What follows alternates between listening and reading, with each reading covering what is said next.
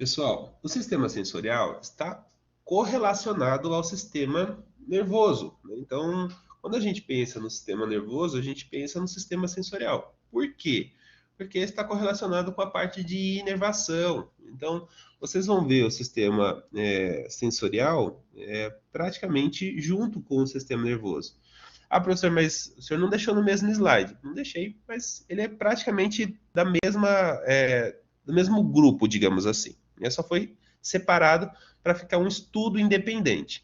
Mas ele está correlacionado, visto que, né, a gente precisa do sistema nervoso para ter essas sensações, né, de tato, olfato, paladar, audição, o equilíbrio, a visão, tá? Todo está correlacionado. Então é por isso que a gente viu já o nome desses nervos, né, dos 12 pares de nervos cranianos. A gente vai se aprofundar, né, na função de cada um deles, mas aqui é para a gente, né, começar a introduzir essa parte de sistema sensorial, e aí, lógico, a gente vai falar um pouquinho de cada região, né, quanto à parte estrutural. Então, a gente vai falar do tato, a gente vai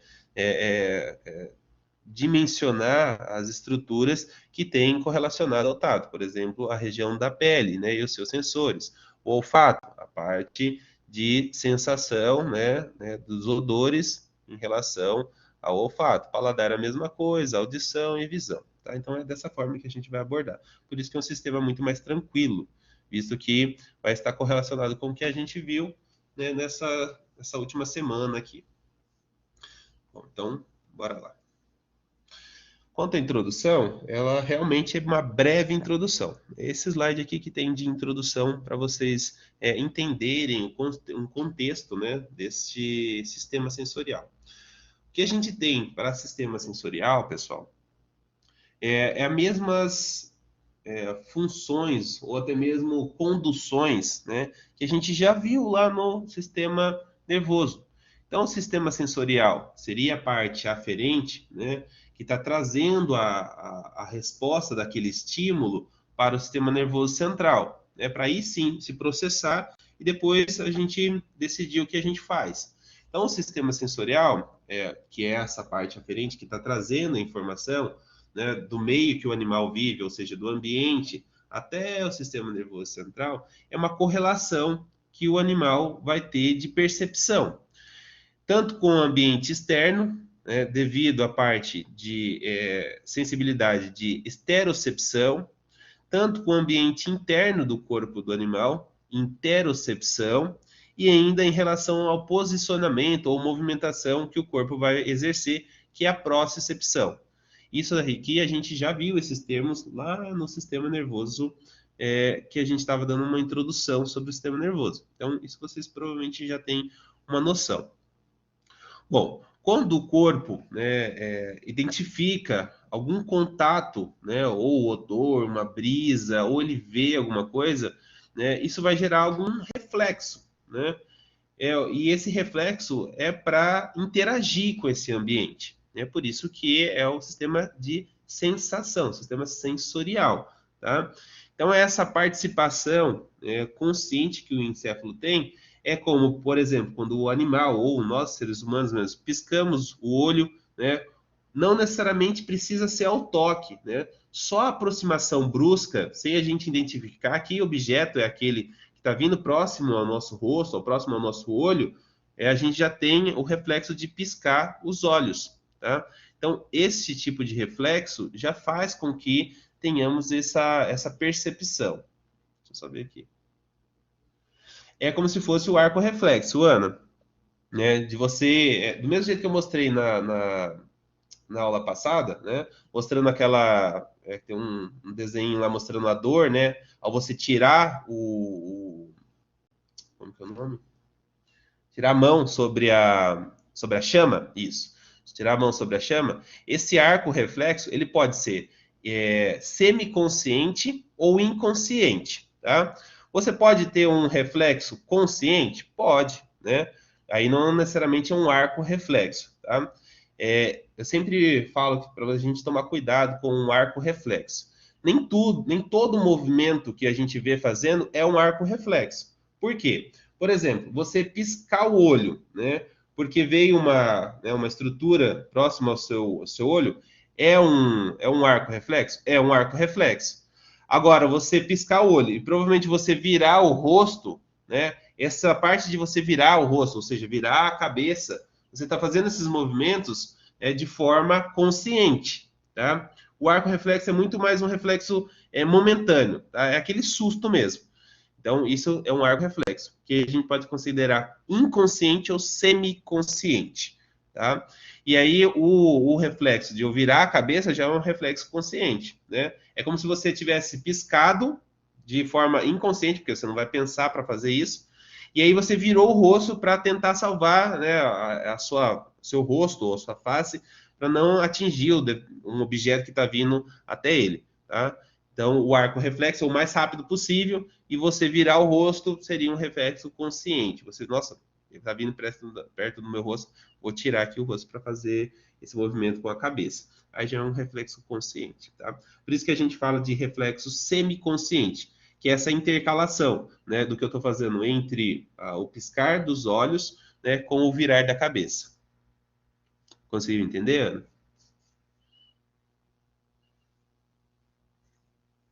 Sim? Beleza. Tá, então, são essas junções, né, de sensações mesmo, né? De sensações que a gente está tendo. Além disso, né, além dessas superfícies que a gente consegue imaginar que está acontecendo, né, em relação a todo o corpo, né, ainda pode estar correlacionado ainda à contração de estiramentos do intestino. Então, houve a passagem, né, do bolo alimentar ali pela região, né, do estômago, depois chegou ao intestino. Isso vai estirar, né, as estruturas, as paredes do intestino. E aí ele precisa contrair, né? Contrair para que essa massa que está ali dentro seja movimentada para ter maior absorção e tudo mais. Então, essa contração vai ser um reflexo desse estiramento, tá? Então, é sempre uma interação exercida de uma parte externa, de uma parte interna ou ainda de uma movimentação do corpo em relação ao sistema nervoso. Então, é por isso que o sistema sensorial sempre está correlacionado ao sistema nervoso, né? Então, eu sempre faço essa junção de estudo, né? O sistema nervoso e o sistema sensorial para vocês entenderem a correlação dos dois. Bom, os órgãos dos sentidos são órgãos que nós já vimos desde quando a gente está, sei lá, na pré-escola quase, né? Então, quando falamos de órgãos do sentido, a gente sempre associa isso ao tato, olfato, paladar, audição, visão, mas a gente geralmente esquece ali do equilíbrio, né? E esse equilíbrio está junto com a audição. E a gente vai entender por quê, devido à distribuição do nervo vestíbulo coclear, tá? Então, é pela essa distribuição do nervo, que fica na mesma região, que vai fazer nós entendermos essa parte do equilíbrio aí. Bom, isso faz com que o animal ou o ser humano, né, interaja de uma forma mais adequada ao ambiente que ele vive, né? Se a gente tirar algumas desses órgãos de sentido ou caso tenha alguma patologia que não faça com que esses órgãos do sentido seja efetivo, né, fisiológico, anatômico, correto, isso vai prejudicar a interação que esse animal, esse indivíduo vai ter em relação ao ambiente, né? Ou seja, se ele não tivesse a parte do tato, né? Se ele quisesse passar por uma região que ele não conseguisse sentir, porque o animal não tem uma dimensão clara, né, do seu próprio tamanho. E às vezes ele vai querer passar por uma região que é muito estreitinha, né? Isso acontece muito com o gato. Então, aqueles pelos táteis dele lá, né, vai identificar para ele que aquele ambiente, se apertar muito os pelinhos, né, vai identificar que aquele ambiente, opa, é mais estreito do que o meu corpo, então eu não passo aí. Então, isso o tato faz com que ele entenda que ele não pode atravessar aquela, sei lá, um buraco, por exemplo, que ele vai prender o corpo, vai ficar preso ali. Então, o tato já diz para ele sobre essa percepção do ambiente. Ah, mas é só isso, professor? Não. Você imagina o animal, né, sofrendo alguma injúria em qualquer local, né, seja por por dor mesmo, né, de uma região que está começando a ficar muito quente e está queimando a pele do animal. Se ele não tem tato para aquilo, ou seja, se ele não tem essa sensibilidade, né, na região cutânea, para perceber que está queimando a pele dele, ele vai deixar queimar até fazer uma ferida ou até mesmo perder uma parte do corpo porque queimou ao ponto de ele não perceber, porque ele não tem sensibilidade ao tato naquela região, tá? Isso também é prejudicial.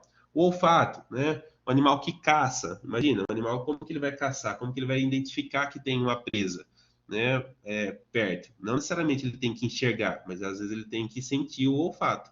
Então, o odor da presa vai fazer com que ele rastreie essa presa até chegar ao ponto de ataque. Paladar, mesma coisa. Ah, mas como assim? O animal tem que sentir gosto para ele gostar ou não? Mas ele tem que identificar que aquilo dali é um alimento que ele pode comer e ou um alimento que ele não pode comer, né? Então, o paladar está correlacionado sim à ingestão de alimentos que faz digamos, a seleção que o animal vai fazer de alimento que ele pode comer ou não. Tá? Isso, lógico, pensando na vida selvagem, mas pensando num animal doméstico, isso vai facilitar você ofertar ao animal algo que agrade o paladar desse animal e ele vai ter uma melhor ingestão. Pensando em animal de grande porte, né, que precisa ter um ganho de peso, você oferta algo que incentiva o paladar desse animal, ele vai comer mais porque ele está gostando de comer, tá? Audição, mesma coisa que eu falei do olfato, né? O animal ouvir, não só para o predador, mas para a presa. Ouvir se um predador está vindo por perto, né? Saber da onde está vindo aquele som, né? Ser um chamado de ordem mesmo, né? Para você chamar o animal. Ele também vem até você através desse chamado, tá? O equilíbrio não precisa nem dizer, né? O animal ficar numa posição que não prejudique a postura dele e para que quando ele for se locomover, ele consegue se locomover em linha reta, por exemplo, né? Ele não vai cambaleando, né? Ele consegue passar por uma determinada região sem cair, né? De novo, sem ter um prejuízo à sua saúde. Visão, né? Aí eu acho que de todos os aqui que a gente falou, seria o mais fácil da gente entender que se o animal não enxergasse, ele não conseguiria visualizar os obstáculos, automaticamente dificultaria a vida desse animal. Ah, mas ele consegue se adaptar, professor? Consegue. Tem um cão, por exemplo, né, que é cego e ele consegue se adaptar, ele se guia aí pelo olfato, pela audição, tá? Mas concorda que é muito mais difícil. Não necessariamente tem um objeto que vai emitir um odor para que ele desvie. Então, se tem uma cadeira, às vezes, que não tem um odor característico para ele, ele pode trombar naquela cadeira, ou enfim, se ele está correndo, né, ele não vai conseguir fazer isso tão rapidamente para conseguir desviar desses obstáculos. Então, a visão é um sentido aí bem aguçado, né, que dificulta se caso o animal não tenha esse tipo de sensibilidade. Bom, então vamos para os sentidos, né? O primeiro, né, o mais superficial e distribuído ao corpo aí, que é o tato, tá?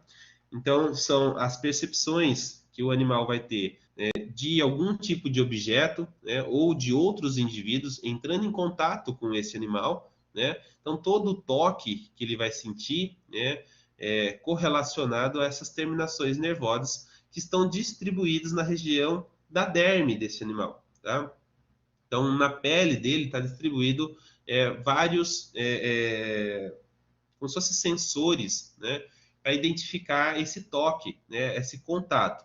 Então, ele pode estar, né, tanto na região da derme ou ainda numa região da epiderme. Aí a gente vai ver essas partes superficial, parte mais profunda, tá?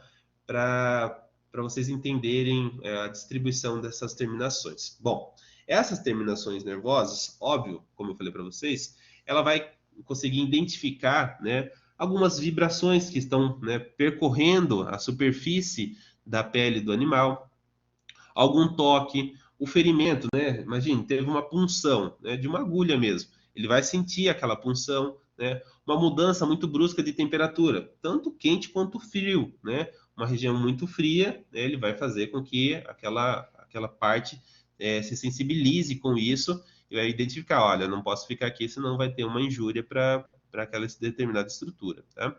De forma geral, né, esses casos, ele vai formar ou deformar, melhor assim dizendo, aquela região. Aí você vai falar assim, nossa, mas deformar para o ponto de mudar a região? Essa deformação, ela é uma deformação que ela não é definitiva, né? Ela deforma, ou seja, se você aperta a pele, concorda que ela aprofundou? Mas na hora que você soltar, ela vai voltar ao normal. É isso, essa deformação que eu quero dizer para vocês. Essa deformação mecânica faz com que as membranas plasmáticas que estão envolvidas ali com a parte do neurônio vai identificar essa deformação. E isso vai ser um ponto de origem para que haja uma resposta para um potencial do seu receptor. Ou seja, ele vai levar a informação até o sistema nervoso central, falando que naquele local, né, houve um contato, né? E esse contato pode ser essa vibração, esse toque, o ferimento, uma mudança brusca de temperatura, tá? Então é a mesma coisa que eu falei para vocês. Essa deformação, ela não é permanente, tá? Ela vai acontecer e depois vai voltar ao normal, tá? Bom, a menos que haja, obviamente, aí sim uma lesão ali que pode causar uma deformação permanente. Do contrário, não, tá? Bom, a maior parte desses receptores cutâneos que ficam, ou seja, distribuído a toda a parte da pele aí, tanto derme e epiderme, tá? Ela fica mais restrita mesmo, a parte da pele. Por quê? Porque é a maior parte de distribuição, né, do corpo do animal. Então, veja que é como se você estivesse cobrindo o animal inteiro, deixando toda essa região coberta do animal com sensores, né? Então, qualquer região que tenha a pele do animal e haja qualquer estímulo que eu mencionei, de vibração, toque, ferimento, mudança de temperatura, ele vai conseguir ter essa percepção. Então, é como se você tivesse colocado sensores distribuídos por toda a região da pele desse animal, para que qualquer parte dessa região seja identificável caso tenha alguma mudança, tá? Mudança essa que eu falei da deformação mecânica lá. Bom, essa informação vai ser levada até os nervos que chegam à medula espinhal. Por isso que, como a maior distribuição, né, do corpo, né, do animal está envolvida com do pescoço até a região lá da cauda, e essa parte, né, do corpo do animal vai chegar, os nervos, né, que estão partindo dessas extremidades, vão chegar na medula espinhal, por isso que a maior parte de inervação é a junção da medula espinhal, que é o sistema nervoso central, com os nervos espinhais, que são nervos periféricos que estão saindo dessa região de medula espinhal, tá? Então lembra daquela imagem da raposinha que eu mostrei para vocês ontem? Que tinha um monte de nervinho saindo da parte cervical, parte torácica, parte lombar, parte sacral e parte caudal. Todas essas partes estão saindo terminações nervosas, que são os nervos espinhais que estão partindo do sistema nervoso central, ou seja, sistema nervoso periférico. E isso vai chegar a esses receptores, né? Ou, melhor dizendo, darão origem a esses receptores, né? Que são as partes de identificação, que são os sensores, como eu falei para vocês, que vão receber, né, esse tipo de informação, tá? Então, esse tipo de informação estão distribuídos na região da pele, de forma de grande maioria. Tem como ter esses receptores fora da pele, né? Tem, né? Pode estar espalhado na região, na mucosa da boca, tá? No revestimento da mucosa do olho, tá? Mas é, lógico, em número muito mais reduzido. Por quê? Qual é a maior distribuição de tecido que a gente vai ter? A pele, né? Não tem maior distribuição do que a pele. É por isso que a pele predomina esses receptores, e são deles que a gente vai falar, tá? E a gente consegue classificar, né, de forma generalizada esses receptores em três tipos, tá? São os mecanorreceptores, que vão dar origem aí à pressão que você exerce sobre aquela determinada estrutura. Os termorreceptores, de novo, são os sensores que vão detectar a temperatura modificando naquela superfície, e os nociceptores, tá? Esses nociceptores são estímulos intensivos ou de substâncias químicas. Então, você vai ter uma diferença de um pH, por exemplo, fazendo com que haja a mutação aí e automaticamente a percepção, tá? E vocês vão ver que essas classificações são mais simples do que a gente parece. Aqui só o termo que pode mudar e aparentar ser difícil, mas são simples, tá? Então vamos prosseguir aqui para vocês entenderem. Na região da pele, como eu falei para vocês, né, tem muitos receptores, tá? E principalmente receptores táteis e de pressão. E esses receptores táteis e de pressão, né, como eu falei para vocês, tem a maior distribuição na região da parte cutânea. Esses receptores, né, eles vão ter uma cobertura, né, de forma que forma como se fosse não chega a ser uma cápsula, tá? Mas ele forma uma membrana, tá? E essa membrana é de fibra de tecido conjuntivo, né, protegendo aí esses receptores. Quando esses receptores existem, né, com essa cobertura, e não é óbvio que não são todos, tá? Existem os que têm e existem os que não têm, tá? Quando eles possuem essa membrana de fibra de tecido conjuntivo, isso vai fazer com que haja uma proteção, né, em relação ao meio que está sendo distribuído, ou seja, em relação aos músculos que estão próximo a este receptor, a parte de gordura, ou até mesmo ao choque que ele vai levar de impacto, tá? Então, ele protege esses receptores em relação a isso. Então, ele vai estar sendo protegido por esse tecido conjuntivo, que vai fazer com que haja uma melhor adaptação. Para quê? Para qualquer mudança naquela superfície. Então, teve uma mudança na superfície, né? Ou seja, você pressionou aquela região, né?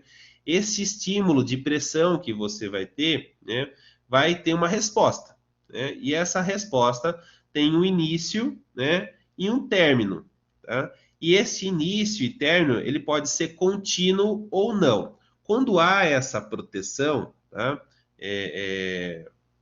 Quando há essa proteção em volta, né, dos receptores, não tem uma continuidade do estímulo. Então, ele começa e termina, tá? Então, essa membrana que está em volta desse tecido nervoso, né? Esse tecido conjuntivo que está em volta do tecido nervoso, ele vai fazer com que esse estímulo, né, responda no início ou no término do estímulo, tá? Mas não responda a um estímulo contínuo. Mais ou menos como, professor? Ele tem um início e tem um fim, tá? Ele não tem um início e continua se propagando, é isso que quer dizer, tá? Já em outras terminações que não tem esse tipo de cobertura, tá? Ela não vai estar associada necessariamente à parte de células receptoras, mas pode, tá? Essas terminações que não têm essas coberturas, né, que não são cobertas por tecido conjuntivo, ela vai ter uma adaptação, só que mais lenta. Ou seja, quando você vai gerar uma pressão ali, ela vai dar um tempo maior para responder. No entanto, né, quando ela começa a responder, ela tem uma duração maior dessa resposta, tá? Então, é como se você tivesse apertado, né, a região, ela vai demorar para identificar, mas quando ela identificar, ela vai gerar uma resposta mais longa, né? A duração dessa resposta vai ser mais longa. Então, ela vai ter uma resposta mais duradoura. É isso que quer dizer. Então, de forma resumida do que está escrito aqui, quando tem a proteção, né, o estímulo, né, naquela região, ou seja, quando tem o estímulo naquela região que tem uma proteção de tecido conjuntivo, ele vai se adaptar mais rápido, ou seja, ele vai perceber mais rápido o toque, tá? E ele vai responder de uma forma rápida também. Então, ele responde no início e tem um fim rápido. Já quando não tem essa proteção, a resposta àquele estímulo vai demorar para entender que aquele estímulo chegou até ele, mas vai ter uma resposta mais duradoura. Então, é mais ou menos dessa forma. Tem os prós e os contras, né? Eu, na parte primeira aqui, ó, né, com o tecido coberto, eu identifico rápido, só que a minha resposta é rápida. Começou, acabou, pronto. Já a outra, ela tem uma identificação mais lenta, mas ela vai perpetuar por maior tempo naquela resposta, tá? Então, aquela resposta vai ser mais duradoura. Esse tipo, né, de terminações aí com cobertura ou sem cobertura, né, de adaptação rápida ou lenta, vai estar presente nesses 4 sensores aqui, ou receptores, tá? Que são regiões, né, que estão sendo identificadas na região cutânea. Então a gente vai ver lá, alguns vai estar na região da epiderme, outro na região, né, próximo, mais profundo, né, próximo na região da derme. Então vocês vão ver que essas estruturas estão distribuídas na região da pele. Bom, o disco de Meckel, né, o disco de Meckel, eles têm uma terminação coberta, desculpa, uma terminação não coberta de uma adaptação lenta. Lembra lá? Se ele não tem cobertura, ele demora para entender que aquela estrutura está apertando aquela região. O corpúsculo de Meissner, tá, tem uma terminação, né, com cobertura e de adaptação rápida. O corpúsculo de Ruffini tem terminação não coberta e adaptação lenta. O corpúsculo de Pacini, terminação coberta e adaptação rápida. Então, esses 4 aqui, ó, eles vão ter essa descrição sobre terminações cobertas e não cobertas. Os outros 3 que a gente vai mostrar, que é o corpúsculo de Krauser, os receptores específicos dos folículos capilares e as terminações nervosas livres, não traz essa informação de cobertura e não cobertura e de adaptação e não adaptação, tá? Ou seja, adaptação rápida ou lenta. Então, aqui a gente não tem esse tipo de informação na literatura, tá? Mas para esses a gente já tem essa informação, por isso que eu trouxe para vocês. Em relação a esses termos que vai aparecer aqui, ó, é exatamente o que eu acabei de falar, tá? Terminação não coberta, tá? TNC, terminação não coberta, adaptação lenta. Terminação coberta, adaptação rápida, terminação coberta, adaptação lenta, terminação não coberta aqui, né? E terminação coberta aqui, adaptação rápida. Tá? Então, vai ficar dessa forma a distribuição. Aí vocês vão falar assim, mas e o corpúsculo que não está aqui, o de Krauser? Tá? Eu vou mostrar o final porque não está mostrando nessa imagem, tá? Eu não consegui uma imagem que mostrasse os 4 corpúsculos juntos, né? O corpúsculo de Meissner, o corpúsculo de Ruffini, o corpúsculo de Pacini e o de Krauser, tá? O de Krauser eu não consegui mostrar nessa imagem, mas eu vou mostrar ao final para vocês, tá? Então vamos aos poucos para a gente entender um por um aqui e qual é a sua importância, né, nesses receptores cutâneos. Vamos lá, o disco de Merkel, tá? Esse disco aqui, ó, ele está associado à região, né, de superfície aqui, ó, tá? Tá vendo? Ele fica bem próximo à região da pele, né? Então ele está numa região mais superficial em relação a esses outros aqui, tá? Então ele está numa região aqui mais superficial, tá? Próximo lá da epiderme, tá vendo? Epiderme, derme, tá? Então essa região aqui está em contato com a região da epiderme, tá? O disco de Merkel. Ele tem uma sensibilidade tátil e de pressão, ou seja, ele vai detectar aqui, ó, né, se teve o toque, né, ou até mesmo uma pressão sobre essa região, tá? Então, se você só passou, né, a mão nessa região, ou se você pressionou, ele vai conseguir fazer essa identificação. Então, essa fibra aferente, né, vai estar sendo ramificada, né, de forma em terminais, que são essas, como se fossem esses bracinhos aqui, ó, tá? E elas estão ramificando aqui na região próximo à epiderme, tá? Eles vão estar sendo englobados, né, em uma célula especializada, cuja essa superfície vai fixar na epiderme. Então, é por isso que há essa fixação, como se fosse uma ventosa, tá? Que ela fixa, né, na superfície da epiderme. Então, ela está numa região de superfície, tá? Então, sempre associem isso. O disco de Meckel é um disco ou um receptor que está associado à superfície, tá? Ou seja, à epiderme, tá? Então, qualquer movimento, né, na região superficial, ele vai conseguir fazer essa percepção, essa associação de passagem, né, como eu falei para vocês, de uma mão sobre a região da epiderme, desencadeando esse estímulo para o sistema nervoso central, tá? Bom, o corpúsculo de Meissner, ele também está numa região superficial, né? Ó, veja, é envolvido aqui com a região da epiderme, tá? Então, ele vai mostrar como se fosse como se fossem umas bolinhas, tá? De tecido, né? De tecido nervoso que vai estar envolvido com a parte da epiderme para fazer essa captação de estímulo, tá? Então, essas saliências que a gente vê na região que não tem pelo, né? Então vocês vejam aqui. Aqui tem região de folículo piloso, né? Folículo piloso, com a presença de pelos, e aqui uma região sem pelos, que é descrita como glaba, tá? Então, uma pele glaba seria uma pele que não possui a presença de pelos. Nessa região que não possui essa presença de pelos, ou seja, concorda que é mais difícil de identificar, né, se está tendo como que eu posso dizer? Uma passagem de alguma estrutura sobre aquela região. Por quê? Porque os pelos também têm a parte de receptores do folículo. Então, quando você mexe aqui nos pelos, né, não só do animal, mas de nós seres humanos também, isso daqui já vai ter uma terminação nervosa. Nessa região aqui, digamos que ela está desprovida, né, desse tipo de sensação. Então, ela tem que ter mais um receptor aqui, que é o corpúsculo de Menser, para fazer essa detecção tátil. Então, ele vai ajudar o disco de Merkel, tá? Então, os corpúsculos de Menser e os discos de Merkel vão estar nessas regiões para fazer realmente essa identificação tátil de pressão, tá? Então, um auxilia o outro aqui, tá? Essa região, né, com essa estrutura em volta, né, são os axônios mielínicos, né, cujas essas ramificações terminais elas vão entrelaçar com células acessórias, que é por isso que aparece como se fosse essa tucho de florzinha aqui, tá? Não é por isso, porque estão associados a essas células acessórias.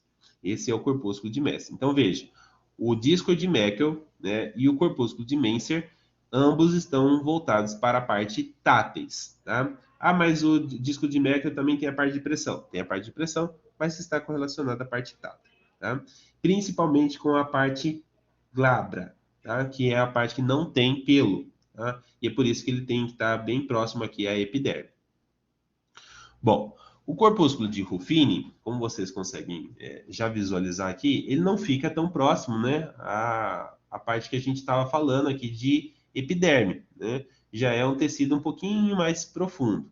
Ah, professor, mas não necessariamente ele só fica aqui, né? Ele pode ficar um pouquinho aqui para cima? Pode, tá? Vocês vão ver em algumas outras imagens que ele pode ficar um pouco mais para cima, sim, tá? Mas eles não são receptores táteis, né? Então ele não tem que estar grudado aqui com a epiderme, porque ele não vai sentir a parte de sensação de toque, tá? Eles são receptores térmicos de calor, tá? Então o Ruffini é receptor térmico de calor. Eles vão ser encontrados na região da derme, então um pouco mais profundo, como eu falei para vocês. Ele poderia estar aqui? Poderia. Só não poderia estar aqui, ó, grudado com a epiderme, tá? Ele poderia estar um pouquinho mais superficial, mas não lá grudado com a epiderme, tá? Mais profundo. Bom, esses receptores térmicos, obviamente, o termo já disse, ele vai detectar a parte de diferença de temperatura. Para esse daqui, o Ruffini, ele vai identificar a temperatura quando se eleva, ou seja, quando começa a ficar mais quente. Ah, por quê? Porque tem aqui, identifica quando fica mais frio? Tem, é o de Krauser, tá? Então, o Ruffini vai identificar quando está mais quente e o de Krauser quando está mais frio. A gente vai mostrar o de Krauser depois, tá? Ele vai ter uma adaptação um pouco mais lenta, né? E isso já é para esse tipo de sensor, né, térmico, já para que haja uma resposta depois mais contínua. Lembra lá que eu falei para vocês? Adaptação lenta e uma resposta mais contínua. Tá? Isso vai permitir com que ele consiga detectar os sinais aí de alongamento, né? Fazendo com que a pele realmente identifique se está mais frio ou está mais quente, quando realmente está mais frio e está mais quente. Não só porque aquela região ficou um pouco com a temperatura elevada, e ele já vai fazer essa identificação como se estivesse muito mais quente. Então, chegou numa região mais profunda, ele vai conseguir identificar essa diferença de calor, vai levar a resposta, e quando ele vai levar essa resposta, isso vai ter uma sensação mais prolongada. Por isso que quando a gente geralmente queima uma determinada região, queima eu digo assim, né?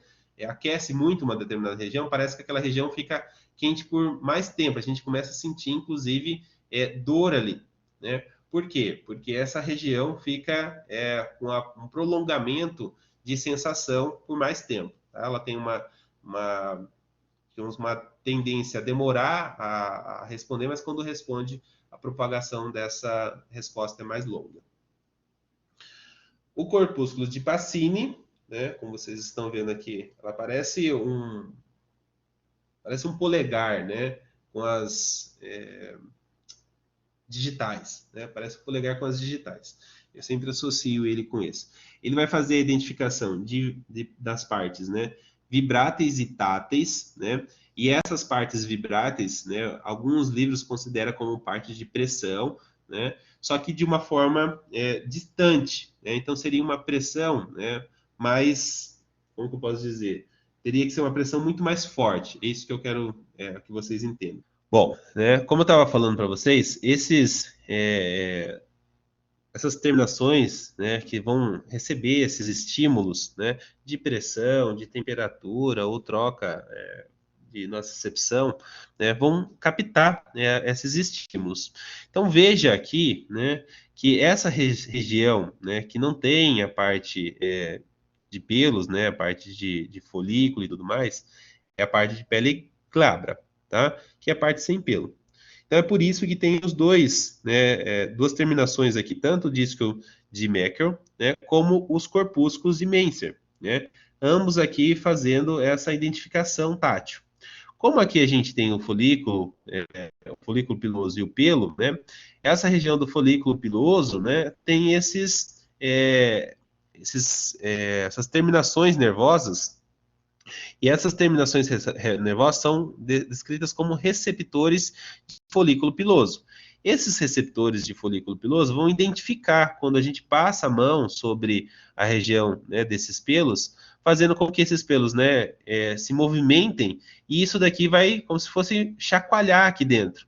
E esse chacoalho, né, essa movimentação, vai ser identificada aqui por esses receptores de folículos pilosos. Então veja que aqui, digamos que ele tem um benefício, né? Ele tem um benefício aqui, fazendo com que haja essa identificação, devido à presença desses pelos. Então a identificação é feita, né, pela passagem, né, dessa superfície com pelo, esses pelos vão se movimentar e esses receptores vão identificar essa movimentação. Por isso que eles são considerados táteis, tá? Então essa parte aí dos pelos movimentando, identifica essa parte tátil, tá bom? Bom, na parte das terminações nervosas, que foi provavelmente nessa parte aqui que eu identifiquei que estava sem internet, tá? As terminações nervosas livres, pessoal, ele pode estar tanto na região com pelo, quanto na região aqui sem pelo, tá? Aqui está mostrando aqui para ficar mais bem distribuído nessa ilustração, mas ele pode estar presente aqui na parte sem pelo também, tá? Essas terminações nervosas livres vão identificar qualquer impacto, né, lesão, dor por queimadura, enfim, qualquer tipo como que eu posso dizer para vocês? Qualquer tipo de injúria que o tecido pode sofrer, tá? Então ela vai se sensibilizar, ou seja, sentir aquela diferença, né, de temperatura muito grande, muito frio, muito calor, ou um impacto muito forte, né, como se fosse um choque mesmo de lesar o tecido. Isso daí vai gerar uma parte dolorosa. Então, e essa parte dolorosa vai ser uma transmissão nervosa através dos axônios que estão sendo englobados, né, pelas células de Schwann. Para que essas células de Schwann estão presentes nesses axônios? Para que leve a resposta bem rapidamente lá para o sistema nervoso central, já que é um estímulo que está levando à dor, né? Então ele precisa ter uma resposta rápida. E é por isso, né, provavelmente vocês não ouviram falando, mas eu estava falando sobre isso quando eu percebi, que a terminação nervosa, ela está correlacionada aqui com o corpúsculo de Ruffini, né, que está identificando a parte de temperatura, né, do calor ali. E lembra lá que eu falei para vocês da mão, né, da mão sobre uma região, uma chama, né? Então a chama está ali, está esquentando a mão, né, o corpúsculo de Ruffini até identifica que essa temperatura está trocando, que está aumentando a temperatura ali, porque está ficando mais quente, mas às vezes ela só vai identificar, tá quente, tá quente, tá quente, tá muito quente, E aí você não vai tirar a mão nunca, né? Então essas terminações nervosas vão fazer associação com esse corpúsculo de Ruffini. Para quê? Porque além de identificar, olha, tá muito quente, ainda vai começar a doer. E aí você vai fazer o quê? Vai tirar a mão daquela região, né, através desse reflexo, desse arco reflexo, fazendo com que você não tenha, né, uma lesão grave ali. Tá? Por mais que pode gerar uma queimadura, mas não vai ser uma queimadura grave. Tá? Então você identificou que a dor que você sentiu foi pelo calor. Então é esse tipo de associação que você vai ter. Né? Poderia ser só pelo impacto? Poderia ser pelo impacto. Imagine se fosse um impacto muito forte aqui. Né? O corpo assim, né, que vai dar uma pressão mais forte, já que é uma região mais profunda, vai estar associada à dor também, né? Porque se teve um choque tão profundo, ao ponto disso daqui identificar que foi uma lesão, um choque, uma pressão muito forte, né, essa terminação nervosa vai levar esse estímulo falando, olha, tomei uma pancada aqui na canela e foi muito, muito, muito forte essa pancada, né? Não foi só um toque, foi uma pancada, tá? Então, essas regiões mais profundas estão associadas às terminações livres aqui, dolorosas, para fazer uma associação, né? E automaticamente você tem uma resposta. E aí eu falei para vocês que não estava junto, né? Esses dois corpúsculos na mesma imagem, né? O corpúsculo de Ruffini e o de Krauser, tá? O de Krauser, né, diferente do que identifica o calor, ele vai identificar a parte quanto ao frio, então temperaturas baixas. Então, essa parte térmica, né, vai identificar superfícies, né, da pele quanto à diferença de temperaturas para o frio. Tá? Então, são terminações nervosas, né, que estão distribuídas, né, na região de derme, tá vendo? Na região de derme, ó, tem epiderme, derme, tá? E aqui hipoderme, bem profunda, tá? Então veja que se a gente fosse mostrar de uma estratificação, né, epiderme, derme e hipoderme, o corpúsculo de Pacini, né, que é o mais profundo, que parece uma digital lá, ó, que é uma pressão muito forte, então tem que ser uma pressão forte demais para chegar até aqui. Ele identifica? Lógico que não identifica. Se for um impacto muito forte, ele vai identificar. Se for mais superficial, né, vai ser mais para o disco de Meckel, né, ou o corpúsculo de Menser, tá? Que são para superfícies mais, regiões mais superficiais, tá bom? A de temperatura, como eu falei para vocês, vão ficar aqui, ó, né, nessa região da derme, né, não na região da epiderme, tá? Na região da derme, que seria o de Ruffini, tá? E de Krauser, tá? Então, é, esses tipos, né, de corpúsculos estão presentes, né, nessas regiões de transição entre epiderme e hipoderme, ou seja, ela fica na derme, para identificar a diferença de temperatura, tá? O que a gente pode encontrar, né, esses tipos de corpúsculos, né, de Krauser, por exemplo, é na região dos lábios, né, e na região das genitálias também, tá? Além, lógico, da pele, tá? Aqui eu fiz um resuminho para vocês, né, que vai facilitar bastante a vida de vocês. Então, esse resuminho aqui ele traz, né, a modalidade do estímulo, né, que está à esquerda aqui, o tipo de estímulo, o tipo de receptor, né, e a recepção sensorial, tá? Que seria o receptor sensorial. Então, temos na modalidade o tato, né? Esse tato pode ser descrito como pressão, tá? E esse tipo de pressão é percebido pelos mecanorreceptores. Os mecanorreceptores são incluídos aí o corpúsculo de Pacini, que é mais profundo, tá? O corpúsculo de Menser, que é mais superficial, e o disco de Merkel, que também é superficial, tá? Quanto à temperatura, né? Ou seja, quantidade aí de calor ou frio, né? Depende qual vai estar sendo ressignificado. O tipo de receptor é um termorreceptor e ele vai estar te recebendo, né, esse estímulo através desses receptores de Krauser para o frio e de Ruffini para o calor, tá? E ainda a dor, né, com estímulos intensos de substâncias químicas, que são os nociceptores, terminações nervosas livres. Então, aqui de forma bem fácil de vocês entenderem como que a gente classifica, né, esses receptores cutâneos. Lógico, eu poderia falar assim, pessoal, tem esses tipos de receptores, ele tem a sua classificação, né, e mostrar somente esse quadrinho aqui para vocês, tá? Mas eu queria mostrar para vocês em cada parte das camadas da estratificação, para vocês entenderem a parte morfológica correlacionada à distribuição desses receptores cutâneos, tá bom? Bom, vamos para o olfato. O olfato, em relação, né, ao tato, é bem mais simples, tá? Então, seria a diferença aí de identificação do que a gente estava vendo, só que agora para a região nasal, né? Então, é essa a diferença. São regiões que terão estímulos diferenciados. Em vez de, né, a parte do toque, agora vai ser a parte do odor.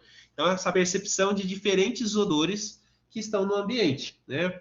Pode ser um odor adocicado, um odor fétido, né? Então, esses odores, né? Um odor que identifica o cio de um animal, né? Então, um cão, né? Identificando o cio da cadela. Então, esses odores, né? Que seria a parte do feromônio e tudo mais, esses odores são importantes para a correlação, né? Da vida social desses animais, a identificação do ninho, né, desses animais. Então, o ninho para que ele, principalmente a fêmea, vai lá e se sinta protegida para parir. Então, tudo isso está correlacionado aos odores, tá? E, obviamente, também, como eu já falei para vocês, da caça lá. Bom, quanto à constituição morfológica, né, a gente tem que pensar e correlacionar com o sistema nervoso, que a gente viu há pouco, acho que foi na aula passada que a gente viu a parte do rinencéfalo, né? Que é a parte que engloba, né, ou seja, constitui ali também o bulbo olfatório, tá? Então a gente tem que pensar no bulbo olfatório para correlacionar ao olfato. Então a gente tem aqui, ó, né, a região, né, do encéfalo como um todo, né? Aqui é a medula espinhal, aqui seria a medula oblonga, a ponte, mesencéfalo, diencéfalo, região, né, do telencéfalo, os hemisférios cerebrais aqui, e aqui é a região do rinencéfalo, onde estaria o bulbo olfatório. Lembra lá que eu falei para vocês que o bulbo olfatório ele fica, né, associado ao osso etimoidal ou osso etimoide, né? E nesse osso etimoide tem a lâmina cribriforme. E por essa lâmina cribriforme vai passar aqui vários feixes de nervos, né, para que chegue esses feixes de nervos nas conchas nasais, né? Então essas conchas nasais, né, estão distribuídas dentro da narina aqui, né? Ó, dentro da narina, dentro dessa cavidade nasal. Então aqui dentro dessa cavidade nasal a gente tem a concha dorsal, né? A concha aqui ventral e a concha etimoidal. A maioria dos livros traz como as conchas com sensações de odores, ou seja, com terminações nervosas para a sensação de odores, a concha etimoidal e a concha dorsal, né? Eles não incluem aqui a concha ventral com a parte de receptores de odores, tá? Além, né, dessa parte de conchas dorsal e ventral, traz também a parede, né, próxima aqui à região caudal, tá, pessoal? A parede do septo seria uma parede que estaria fechando entre uma cavidade nasal esquerda e a cavidade nasal direita, e ainda a região do órgão vômero nasal, seria essa região mais ventral aqui, tá? Correlacionado ao osso vômer. Então, seria a parte do osso vômer que está envolvido pela mucosa vômero nasal. Então, essas regiões estariam com terminações nervosas. Então, terminações nervosas essas que partem do bulbo olfatório. Então, do bulbo olfatório parte os fascículos do nervo olfatório. Aqui mostrando num cão, né? A região aqui etimoidal, a região da concha nasal dorsal aqui, tá? Mas para vocês entenderem a correlação da parte do sistema nervoso central, né, bulbo olfatório, saindo aqui as terminações nervosas, que são os fascículos do bulbo olfatório. Bom, Quando a gente fala, né, dessas terminações, né, nervosas que vão chegar até a região de, de conchas nasais, a gente tem que pensar que essas terminações, né, vão chegar até essas mucosas. E essas mucosas estão em contato com o ar. Então, toda hora que o animal inspira, né, esse odor vai entrar pelas narinas, vai passar, né, por essa cavidade nasal e chegar até a região mais caudal lá da cavidade nasal superior. Então, essas cavidades nasais estão cobertas por mucosas, e essas mucosas têm essas terminações nervosas, como eu falei para vocês, da concha nasal dorsal, concha nasal etimoidal, o órgão vômero nasal e ainda a parte do septo nasal, tá? Então, cada partinha desses neurônios, né, cada partinha desses neurônios olfatórios vai ter uma região, né, de dendrito e um tufinho cheio de projeções pilosas, tá? E essas projeções pilosas vão captar, né, receptores químicos vão captar esse sentido do olfato. Então é nessas projeções, como se fosse, imaginem dedinhos, né, que estão prontos ali para identificar uma determinada, um determinado odor, determinada substância química que vai ser recebida, né, por esses receptores químicos. Tá? Bom, isso de forma conjunta, tá, pessoal? Não é somente a região de uma concha que vai identificar, a outra vai identificar outra coisa. Não, elas vão identificar de forma conjunta. Por isso, quando o animal, ou nós mesmos, seres humanos, né, estamos com algum tipo de infecção na região nasal, que gere um prurido ou uma substância que vai meio que tampar, né, um muco mesmo, que tampe esses receptores, a gente vai perdendo o quê? O olfato. Quando a gente está com o nariz trancado, por isso que a gente fala, nossa, não estou sentindo cheiro de nada, né? Porque essa região, né, está com os receptores todos cobertos, então você não vai sentir mesmo, porque a substância química chega até essa região e vai chegar em cima do muco, né, ou daquela secreção nasal, fazendo com que não haja contato com os receptores. É por isso que a gente não sente os odores, tá? Então, essas fibras não vai fazer a troca, né, de contato sináptico entre a parte da recepção, neurônio e sistema nervoso central. Então, essa troca não vai existir, automaticamente você não vai sentir odor algum, tá bem? Então, é dessa forma que a gente tem que pensar.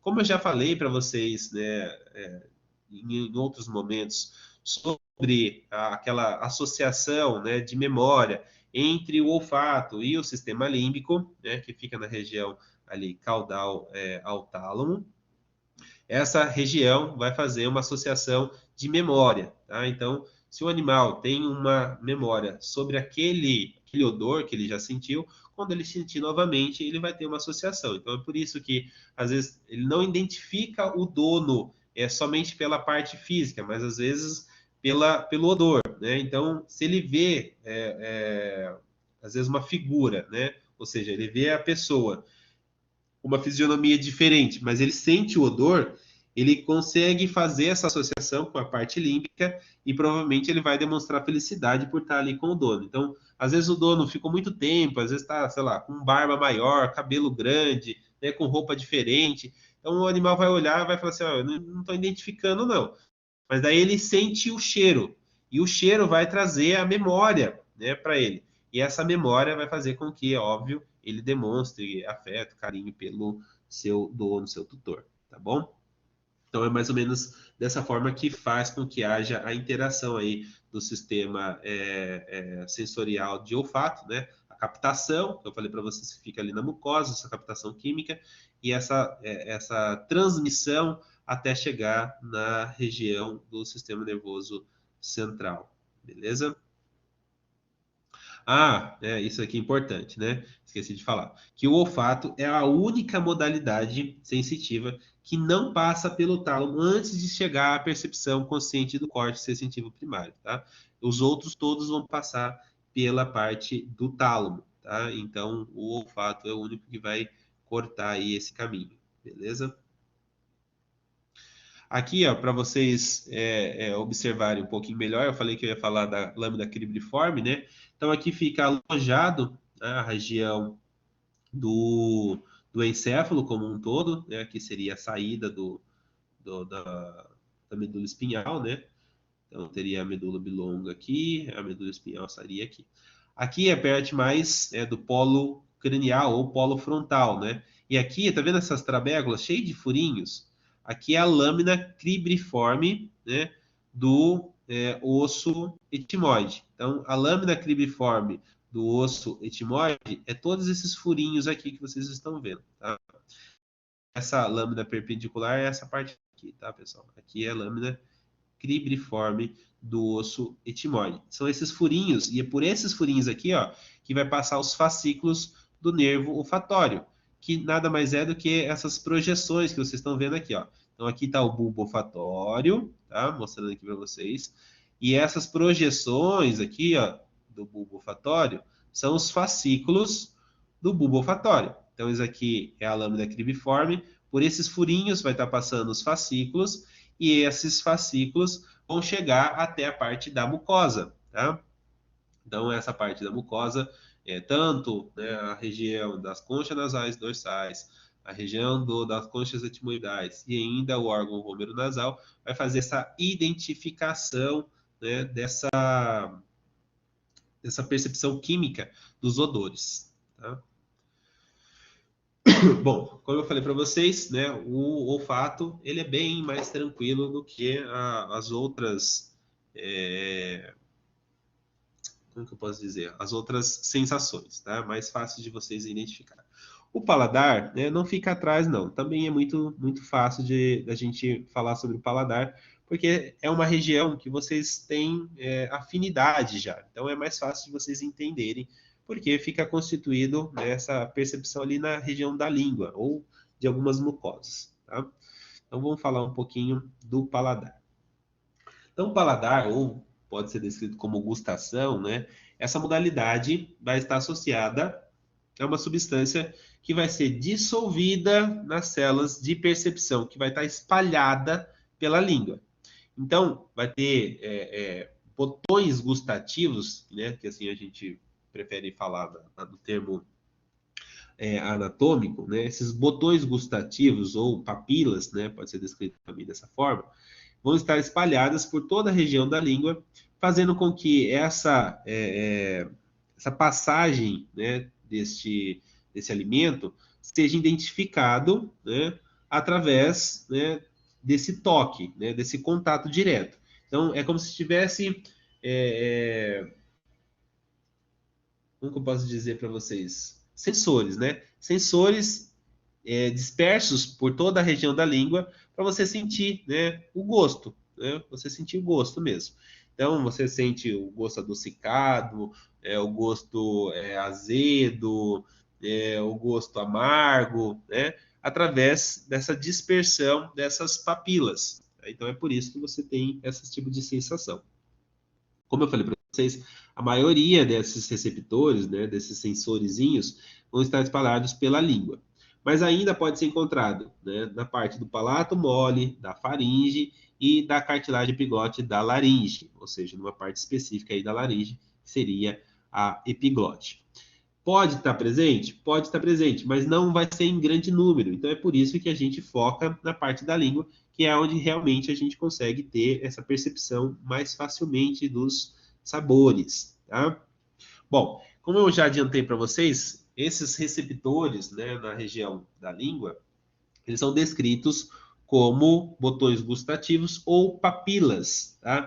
Que são como se fossem essas pequenas projeçõezinhas que tem, né, na região da língua, tá?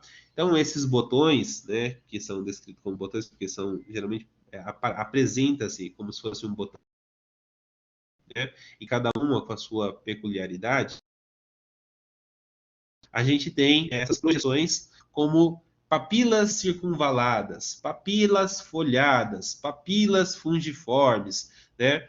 Ah, mas só essas papilas? Não. Existem as papilas que, né, vão propiciar a parte gustativa e as papilas que vão ajudar na parte mecânica, ou seja, para você ter maior aspereza, às vezes, na língua, né? E ter maior facilidade de movimentação do alimento.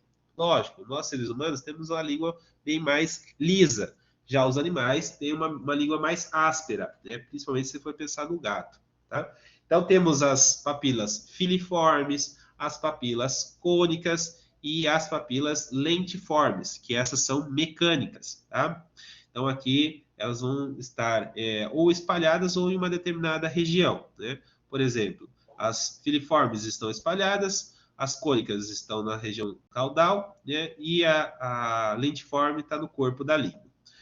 Bom, mas não é aqui que eu quero que vocês foquem, né? Por isso que eu já comecei falando delas, porque elas são coadjuvantes, por exemplo, na nossa aula de hoje. Porque a gente vai focar aqui nas papilas que são papilas gustativas. Então, as papilas circunvaladas, elas são inervadas por ramo lingual. Ah, mas como assim ramo lingual? O ramo lingual é um ramo que está partindo, né, do nervo glossofaríngeo, tá? O nervo glossofaríngeo é o nono par de nervo craniano. Então, o ramo lingual, que está partindo do nervo glossofaríngeo, né, que é um dos 12 pares de nervos cranianos lá, ele vai inervar essa região da língua, que possui essas papilas circunvaladas, tá? E essas papilas circunvaladas são gustativas, ou seja, ela vai estar identificando sabor, tá? E ela fica numa região mais caudal, tá? Ah, mas aonde, professor? Dorso caudal. Eu vou mostrar para vocês no desenho que vocês vão identificar essas papilas aí. Bom, além das papilas circunvaladas, temos as papilas folhadas, tá? As papilas folhadas também é ramificada, mas continua sendo ramificada pelo ramo lingual, que é um ramo correspondente à parte aí do nervo glossofaríngeo. Então, novamente, ele é gustativo, só que ele fica na parte lateralizada. Lateralizada próximo à parte caudal. De novo, próxima à parte caudal, só que lateralizada. E ainda assim, temos as papilas fungiformes. E aqui ela é inervada por um outro nervo, que é o nervo lingual. Veja que aqui é o ramo lingual, aqui é o nervo lingual. Os ramos linguais estão saindo aqui, ó, dos nervos glossofaríngeo, tá? Não esqueçam disso. O ramo lingual sai do nervo glossofaríngeo. Já as papilas fungiformes estão sendo inervadas pelo nervo lingual. Esse nervo lingual é o nervo correspondente a um ramo, né, do trigêmeo. Tá? Então, ele é um raminho que sai do nervo trigêmeo. Mais precisamente, de qual parte do nervo trigêmeo, professor? Tá? Do mandibular. Tá? Lembra lá que o nervo trigêmeo, ele logo que se origina, ele se divide em três, né?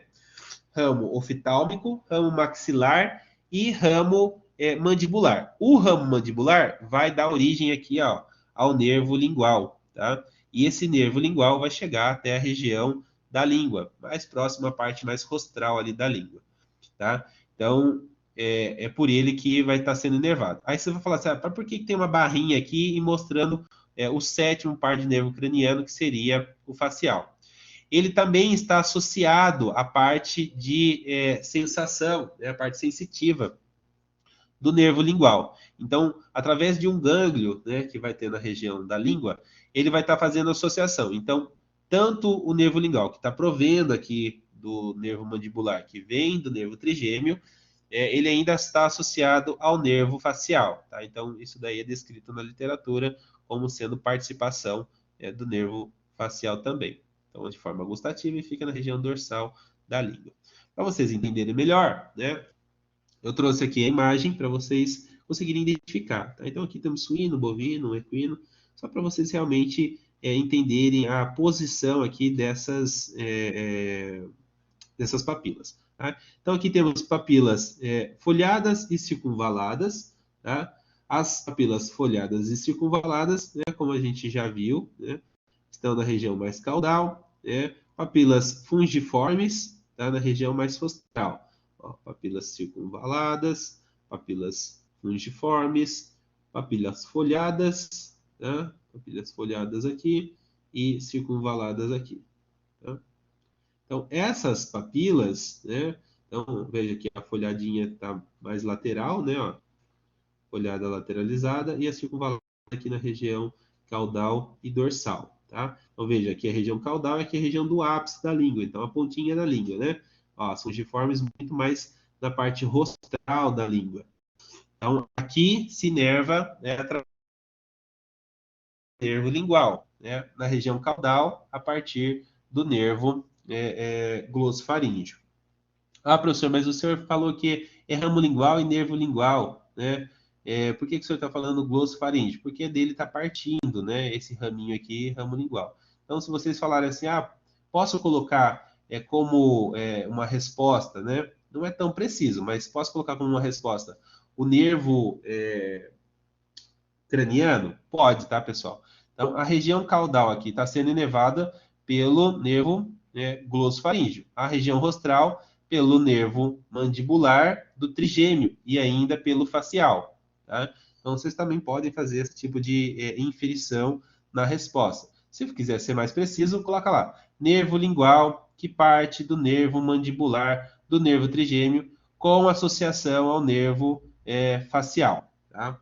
Fechou. Aqui, ramo lingual partindo do nervo glossofaríngeo. Tá? Então, região caudal, ramo lingual do nervo glossofaríngeo. Região rostral, nervo lingual, não é ramo, tá? É nervo lingual, partindo do nervo mandibular, que tem origem do trigêmeo, do nervo trigêmeo, e ainda associado ao nervo facial. Tá? Essa inervação está sendo distribuída aqui na região rostral da língua, tá? E a outra na região caudal, beleza? Isso faz com que o alimento, ao passar pela região, né, da língua, tenha essa percepção de gustação. Aqui, só para vocês associarem, né, essa distribuição dos nervos, tá? Então, veja aqui, ó, temos o nervo lingual, nervo, tá? Ó, nervo lingual. Então, o nervo lingual está saindo da onde? Do trigêmeo, né? Então, o nervo trigêmeo tem um raminho que se chama nervo mandibular, né? Então, o nervo trigêmeo tem um ramo que se chama mandibular. Esse nervo mandibular vai emitir um ramo, tá? Esse ramo se chama nervo lingual, ó, e ele vai se distribuir lá na região, desculpa, não é esse aqui, tá? Vai distribuir lá na região rostral da língua, tá? Então, esse daqui está distribuindo lá na região rostral da língua. Veja aqui, né, esse ramo, esse nervo lingual está associado aqui a uma outra parte, né? Vai ser do nervo facial, tá? Aqui mostrando para vocês essa associação que eu havia mencionado, né? Então, aqui está vindo o nervo facial, tá? E essa contribuição do nervo facial associada aqui ao gânglio, ó. Gânglio, nervo lingual, tá? Então, esse gânglio mandibular com o nervo lingual, aqui temos o nervo lingual, esse gânglio aqui fazendo associação. Por isso que a terminação é associada entre o nervo facial, tá? E o nervo lingual, tá? O nervo lingual, que parte do mandibular, que parte do trigêmeo, tá? Então é por isso que tem que fazer a associação. Tá vendo o V3 aqui, ó? Esse V3, o 3 significa o terceiro nervo trigêmeo. Qual que é o terceiro nervo trigêmeo? O mandibular, tá? Aqui para mostrar para vocês a correlação do nervo glossofaríngeo, tá? O glossofaríngeo partindo, né? O nono par de nervo craniano, glossofaríngeo, e aqui é o ramo lingual, tá? Aqui é ramo mesmo, tá? Ele não se chama nervo, ele se chama ramo. Tá? O ramo lingual aqui chegando até a região mais caudal da língua, tá? Ah, professor, por que o senhor destacou aqui o nervo hipoglosso, né? Porque o nervo hipoglosso, diferente das outras terminologias que eu utilizei, que seria sensorial, o nervo hipoglosso ele é mecânico, tá? Então, ele vai estar inervando a musculatura da língua, tá? A musculatura extrínseca ali da língua, para que haja os movimentos da língua, né? Para a esquerda, para a direita, para cima, para baixo. Então, o nervo hipoglosso, né? Seria o 12º par de nervo craniano, ó, veja. Ele emite lá e vai chegar lá na língua também. Só que esse daqui, de novo, já repetindo para vocês, é para a parte motora, tá? Os que eu falei até então, né, que é o glossofaríngeo, a parte o glossofaríngeo, o trigêmeo e o facial, tá? Eles são para a parte sensorial, tá? Então, tomem cuidado com isso. Bom, então a gente viu, né, a parte do tato, né, os receptores táteis através do disco de Merkur, os corpúsculos, né, de Messer, Pacini, Ruffini, corpúsculos de Krauser. Falamos do olfato, né, através do bulbo olfatório, paladar, né, através, né, dos nervos glossofaríngeo, o trigêmeo, né, a partir ali do nervo mandibular, que vai dar origem ao nervo lingual, contribuição do nervo facial também, né, em relação às papilas, né, gustativas. E agora a gente vai chegar na audição, né, e ao equilíbrio, tá? Que são a parte sensorial aí que está correlacionado ao ouvido, né, ou à orelha. Então, bora lá para continuidade. Bom, o conceito, né, é simples. Então, a audição vai ser o sentido aí que vai permitir, né, tanto a transmissão quanto a recepção das ondas sonoras, né, que vão passar por alguns condutos, né, até chegar à parte interna, e isso vai ser a percepção do som. E o equilíbrio? O equilíbrio vai ser a parte de posição que o animal tem em relação ao ambiente, né? Como posição? Posição estável do corpo. Então, o corpo, né, está numa posição anatômica adequada em relação ao ambiente. Se o ambiente tem um declínio, ele vai posicionar o corpo para esse declínio não prejudicar a posição dele. Então, essas posições que o corpo vai ter em relação ao ambiente que ele está, vai depender do equilíbrio que o animal tem. Ou seja, sem existir oscilações ou desvios, fazendo com que o animal, né, poderia cair, por exemplo. Né? Mas como assim, professor? Imagine ele andando numa linha reta e essa linha reta começasse a ter um relevo, tanto uma subida, uma descida, ou um declínio para a esquerda, um declínio para a direita, e ele precisasse continuar em linha reta. Né? Então ele vai posicionar o corpo, propensar esse peso do corpo para algum lado, para que ele não caia e continue andando em linha reta. Então esse equilíbrio ele é necessário. Para um salto, né, que o animal às vezes vai fazer, pulando de um local para outro, ele também precisa do equilíbrio para chegar até a determinada região e se fixar para sem que ele caia. Então ele precisa do equilíbrio para isso também. Bom, em relação aos órgãos, né, que está correlacionado a esses dois sentidos, né, a audição e o equilíbrio, traz-se o termo vestíbulo coclear, tá? Vestíbulo coclear porque está associado, né, ao vestíbulo e à cóclea. Então a gente tem três porções, né, três partes. Então essas três partes são subdivididas em orelha externa, orelha média e orelha interna. Tem alguns livros que está trazendo o termo, que é um termo mais recente, que é ouvido, ouvido externo, ouvido médio e ouvido interno, tá? Mas a maioria dos livros, né, ainda traz orelha, tá? Então por isso que eu trouxe a orelha para vocês. Orelha externa, orelha média e orelha interna, tá? Então são termos que vocês podem ouvir aí falar, mas a maioria dos livros ainda traz como orelha mesmo, tá? Bom, por que esses termos são utilizados, mas vocês têm que se desprender do que você vê no animal, né? Geralmente a gente vai olhar para o animal e falar assim: professor, então o senhor está falando orelha externa seria essa parte, orelha média é essa e orelha interna é essa aqui? Não, professor, não é isso, tá? Orelha externa é praticamente tudo isso daqui que vocês estão vendo e ainda mais um pouco, tá? Então, orelha externa é tudo isso e mais um pouquinho ainda. Então, a orelha média a gente não está vendo e a orelha interna muito menos, tá? Então, tomem cuidado com o termo para não confundir vocês e achar que essa parte aqui, né, da orelha externa seria a orelha externa, média e interna ainda. Não é isso, tá? A orelha interna é lá profundamente, a orelha média também e a externa, aí sim, é isso daqui que a gente está vendo, que é o pavilhão auricular, né? E ainda mais o conduto que a gente vai visualizar posteriormente, tá? Então, o que a orelha externa vai fazer? Ele vai coletar as ondas sonoras, por isso que existe esse pavilhão auricular, né, para as ondas sonoras bater aqui e ser transmitida, né? Então ele vai coletando as ondas sonoras e canalizando para dentro, né?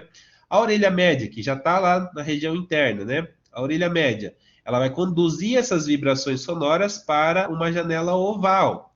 Essa janela oval, né, vai chegar até a orelha interna, que contém os receptores para a audição e o equilíbrio.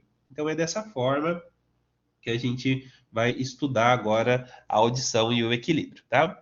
Então vamos ali, ó, para a parte da orelha externa, né, que vai coletar as ondas sonoras e canalizar aí para dentro da cavidade de condução de som, tá?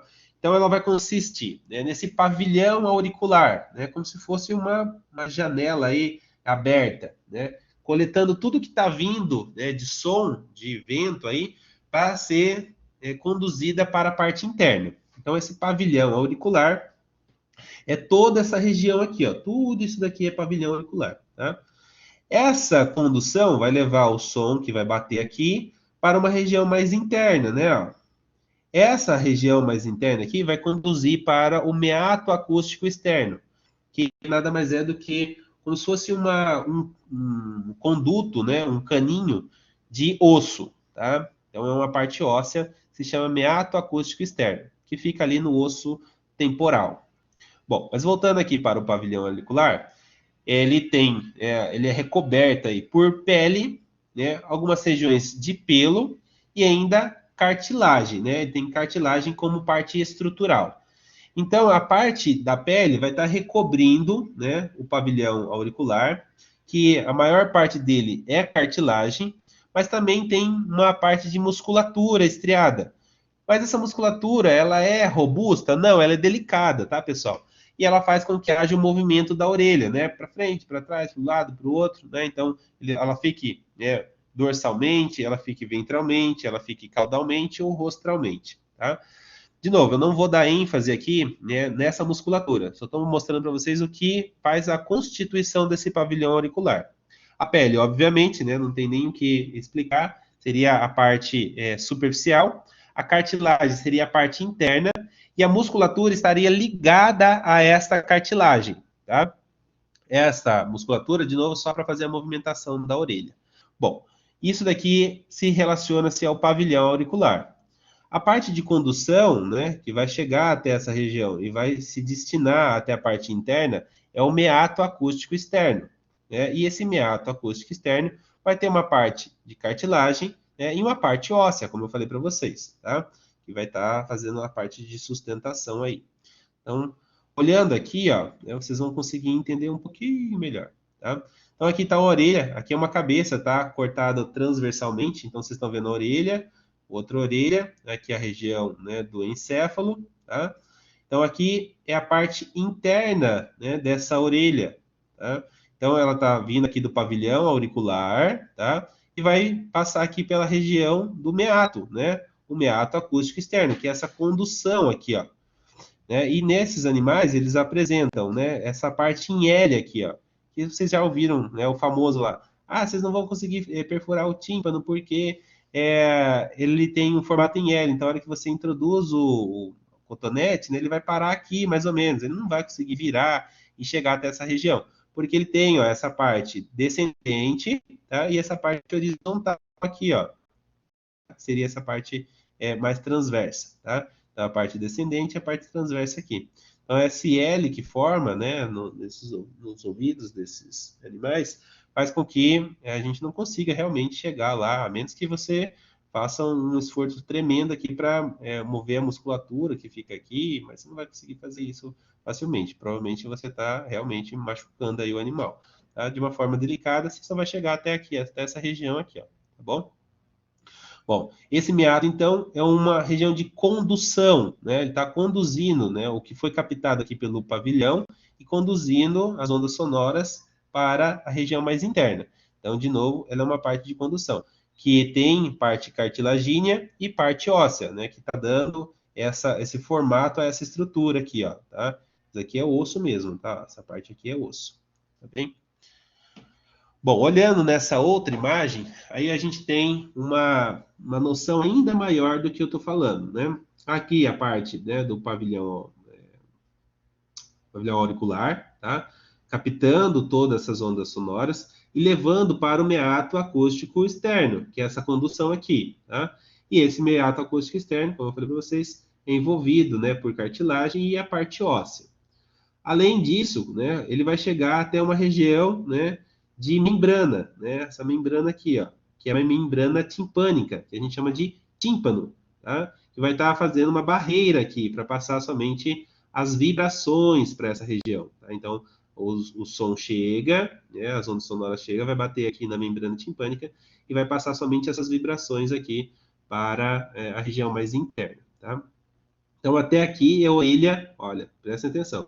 Até aqui que a gente está falando é a orelha externa, tá? Então, pavilhão auricular e meato acústico externo, tá? Que está conduzindo as ondas sonoras.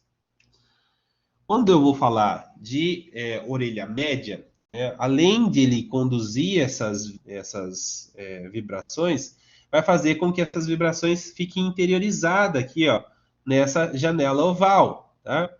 Então, é dessa forma que a gente denomina que essa região é a orelha média. Tá? Então, isso aqui é a orelha média. E nessa orelha média a gente tem ossículos. Tá? E esses ossículos, que são pequenos ossos, por isso se chama ossículos, tá? Eles são ossículos da audição. Esses ossículos da audição, que seria, né, o martelo, a bigorna e o estribo, né, que fica nessa ordem mesmo, tá? Martelo, bigorna e estribo, tá? Eles vão fazer com que as vibrações que chegaram aqui, ó, até essa membrana timpânica seja transmitida e amplificada até a orelha interna. Então, orelha externa, orelha média e orelha interna. Então, ela vai passar essas vibrações, né, de forma ordena, obviamente, para que essas vibrações cheguem ao ouvido interno. Essas vibrações vão chegar de forma normal? Não. Geralmente ela chega de forma amplificada, em torno de 20 vezes a mais do que o barulho realmente é. Então, isso faz com que, né, os animais consigam, não só os animais, nós também temos esses ossículos, mas os seres consigam ouvir barulhos que não necessariamente é muito alto, né, por causa dessa amplificação. Além desses ossículos, ainda tem dois músculos, que são os músculos timpânico, ou o músculo do tímpano, e ainda o músculo estapédio, né, que é o músculo menorzinho, que fica numa região mais próxima à parte interna. Esses músculos, que são antagonistas, eles vão fazer também a função de amplificar esse som. Então, tanto os ossículos quanto os músculos amplificam essas vibrações, né, sonoras que estão chegando aqui na região de membrana timpânica. De novo, onde que fica esses ossículos, né?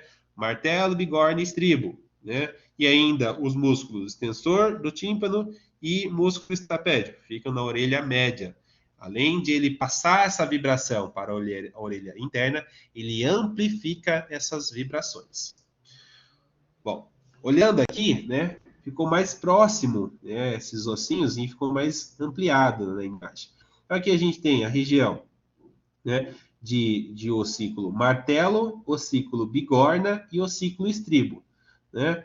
Essa região aqui, ó, que vocês estão vendo, ó, músculo extensor do tímpano, tá? Então, esse músculo extensor do tímpano fica próximo ao quê? A membrana timpânica, tá? E esse daqui, né, o músculo estapédio, fica juntinho com o estribo, tá? Então, eles ficam em posições opostas, mas, de novo, eles ajudam a amplificar o som, tá bem? Então, tanto os ossículos quanto os músculos, eles amplificam essas vibrações que estão vindo, partindo das ondas sonoras, para chegar até a orelha interna, que, como vocês estão vendo, né, está subdividida aqui. Aqui de forma ilustrativa, né, mostrando, né, as regiões desses ossículos. Então, cabeça do martelo, a articulação, né, de bigorna e martelo, cabeça da bigorna, ramo curto da bigorna, região aqui do ramo longo da bigorna. Aqui temos a parte de cabeça do estribo, né, o ramo do estribo e a base do estribo, tá? Então, essa daqui... Ah, e faltou esqueci de falar, tá? O cabo aqui do martelo, que também pode ser descrito como manúbrio, tá? Então, esse daqui é uma extensão ali, um pouquinho mais ventral do martelo, tá? Então, esses daqui são os ossículos e as suas partes. Pessoal, são ossos extremamente pequenos. Infelizmente, a gente não tem esses ossinhos no laboratório, mas alguns laboratórios contêm esses ossículos, né? São ossos muito pequenos, de difícil coletar esses ossos, né, na região interna, média, na realidade, né, do ouvido. Tá? Então, é uma região bem profunda, que é difícil de você coletar, preservar essa região na hora de fazer a coleta. Então, infelizmente, a gente não tem no nosso laboratório. Bom, chegamos à parte da orelha interna, tá? Que seria a parte mais interna, né, para a audição e o equilíbrio. E aqui que a gente vai fazer essa diferenciação, né, de audição e equilíbrio, tá? Então, veja lá, ela vai conter os receptores que vão identificar, né, a parte para o som e para o equilíbrio, que seria a posição que o animal tem que ficar, tá? Então, esta localização, desculpa, pessoal, está associada, né? E eu esqueci até de falar aqui para vocês, né, tudo isso aqui que vocês estão vendo, ó, né? Essa parte meio branca, meio bege aqui, é osso, tá? Então, essa parte de osso, né, que seria a parte aí dos ossos do crânio, seria a parte do osso temporal. O osso temporal, né, ele é subdividido em três partes: a parte escamosa, tá? A parte timpânica e a parte petrosa, tá? A parte mais interna é a parte petrosa, tá? A parte aqui média, né, e externa aqui seria a parte timpânica, né, do meato acústico externo e a bula timpânica que vocês estão vendo aqui, ó, tá? Então, essas duas partes é a que vão participar, a parte timpânica e a parte petrosa. Ah, professor, mas e a parte escamosa que o senhor falou, né, do osso temporal? Não participa aqui da audição e do equilíbrio? Não, tá? Participa muito mais para a parte de musculatura ali da região temporal, mas não participa da audição e do equilíbrio, beleza? A parte petrosa, como eu falei para vocês, é uma parte bem interna. Parte esta que está associada ao neurocrânio, tá? Então, essa região do neurocrânio, né, que fica associada à cavidade encefálica, é uma região bem interna. Por que que eu estou falando isso para vocês começarem a associar? Porque quem está vindo aqui, ó, quem que está vindo aqui?